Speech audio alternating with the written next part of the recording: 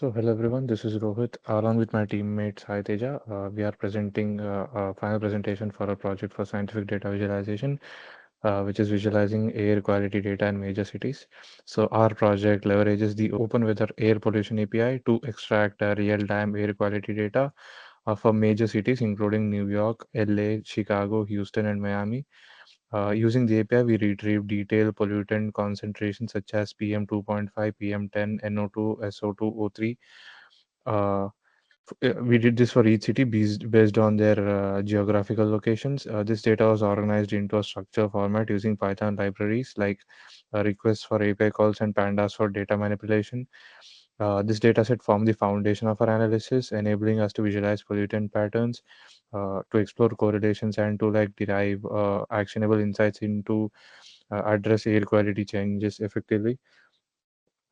So we have three iterations of our project. This is iteration 1, 2, and 3. So 3 is the final version, which consists of all the three iterations. So we'll use this to explain throughout the presentation. So for first, I am the pro and Sai Teja is the critique for this project. So in the first iteration, I started by building foundational visualizations to explore air quality data across major cities. I created a heat map to display pollutant levels for key pollutants like PM2.5, PM10, NO2, SO2, O3, and CO. This provided an overview to quickly identify cities with higher pollutant levels.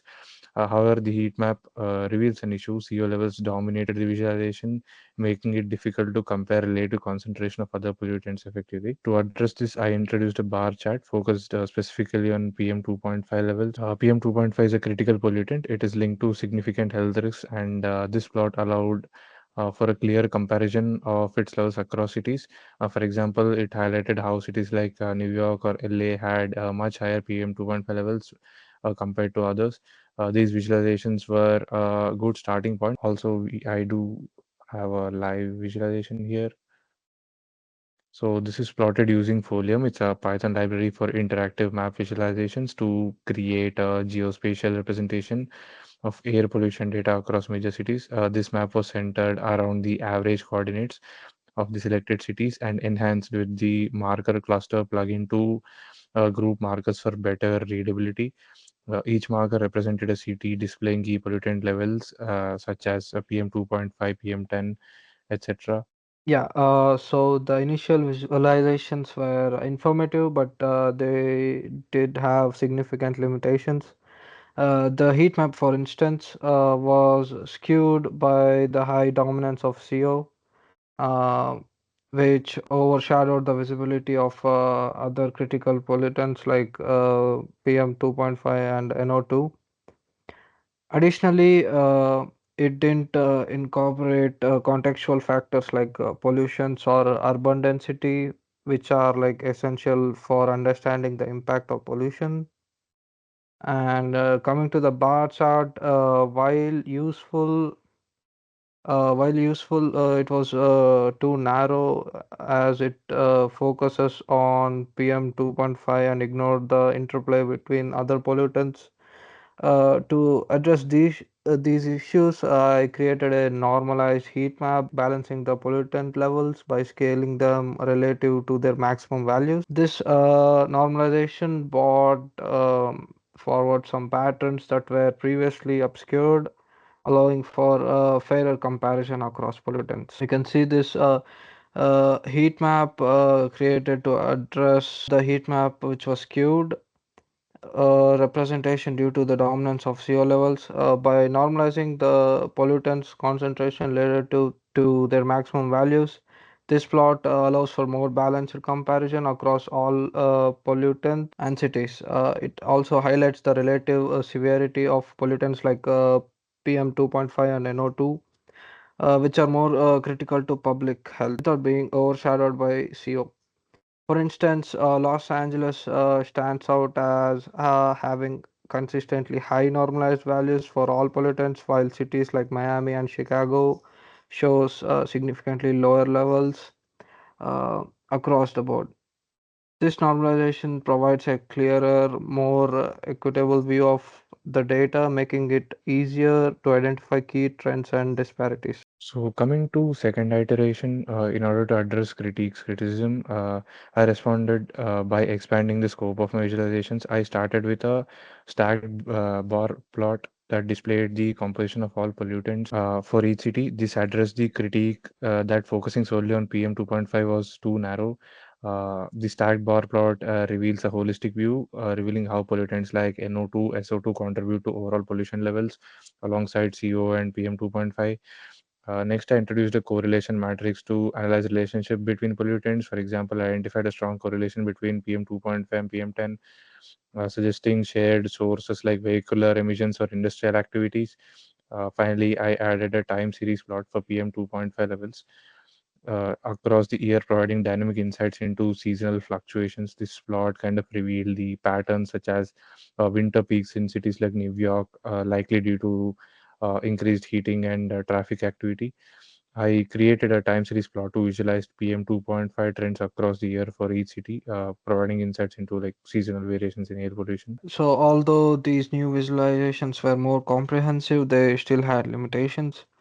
For instance, the stacked bar plot treated all pollutants equally, which diluted the emphasis on hazardous pollutants like PM 2.5 and NO2. To address this, I would suggest to create a more focused chart highlighting only PM 2.5 and NO2, demonstrating their critical importance to public health. And the correlation matrix, while insightful, lacked actionable outcomes. To critique this further, I created a scatter plot of NO2 versus CO to visualize their relationships more directly. This revealed that while correlations might be statistically significant, they don't always translate to practical strategies. Lastly, while the time series plot provided dynamic insights, it focused solely on PM 2.5, missing the opportunity to analyze trends of other pollutants. When it comes to third iteration, which is also our final iteration, uh, I refined my approach to address remaining critiques and demonstrate full potential of air quality visualizations. I started with radar charts to visualize the relative contributions of pollutants for each city. Now, this kind of allowed me to provide an intuitive comparison across pollutants while ensuring that crucial pollutants like PM 2.5, NO2 were not overshadowed. I then introduced an air quality index visualization which simplified data into actionable categories such as good, moderate, and unhealthy. This visualizations bridge the gap between technical data and public understanding, enabling both policymakers and public to prioritize interventions. For instance, Los Angeles was flagged as unhealthy, reinforcing the urgency for targeted action. Next, I revised pollutant distribution plots to analyze each pollutant across cities. This detailed view revealed patterns such as skewed nature of CO levels and the relatively even spread SO2, which provide insights into the data's granularity. So I reconstructualized the correlation matrix as well. Uh, so this was our final iteration. These were my final plots as a response to critique. And yeah, over to critiques part. Yeah, by this stage, the visualizations I reviewed effectively addressed the earlier critiques. The radar charts provided a balanced overview of pollutant proportions, resolving the issue of overshadowing pollutants like PM 2.5 and NO2. This visualization, by clearly presenting proportional data, allowed for intuitive comparison of pollution profiles across cities, making it easier to identify unique challenges faced by each location. And the AQI visualization, while simplified, provided highly effective in translating complex pollution data into actionable categories such as good, moderate, and unhealthy. And it did bridge the gap between technical data sets and real world policymaking by enabling both decision makers and the public to prioritize interventions effectively. The pollutant distribution plots added a layer of granularity that was previously missing in earlier iterations. By highlighting variability and outliers in pollutant levels, these plots provided a deeper understanding of pollution patterns, offering a more critical insight of targeted policies. Additionally, the correlation matrix, which I initially criticized for its lack of actionable insights, gained a new relevance when paired with these other visualizations. It contextualized the relationship between pollutants like PM10 and PM2.5, demonstrating shared sources and opportunities for joint mitigation strategies. This integrated approach addressed prior concerns about isolated statistical analysis. And I do acknowledge the pros final set of visualizations representing a comprehensive and actionable framework for air quality analysis. By integrating intuitive visuals with granular insights and contextual relationships, uh, the project successfully demonstrates the utility of data visualization in addressing real world challenges. Finally, in conclusion, I find that these visualization provide a robust foundation for data-driven policymaking and public awareness, highlighting their indispensable role in tracking air quality issues effectively.